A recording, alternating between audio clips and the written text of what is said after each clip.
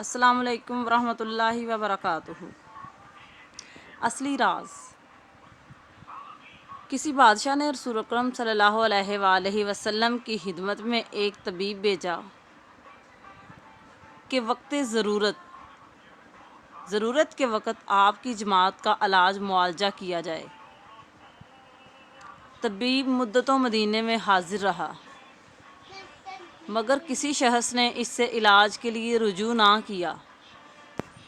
حکیم نے یہ مسلسل بیکاری دیکھ کر آخر ایک دن آپ صلی اللہ علیہ وآلہ وسلم کی خدمت میں عرض کی کہ حضور جانتے ہیں کہ خاکسار اتنی مدت سے صرف آپ کے جان نثاروں کی خدمت کے لیے حاضر ہے، مگر اس عرصے میں میری طرف کسی نے بھی توجہ نہیں کی۔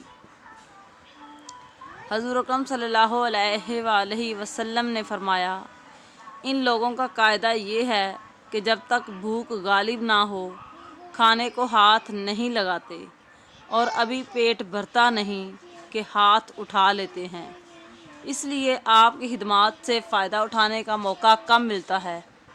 حکیم نے کہا، بے شک تندرستی کا یہی اصل راز ہے، جس کے ہوتے ہوئے میری حاضری بیکار ہے۔ اس کے بعد حکیم نے آداب بجا لا کر چلن کی راہ لی۔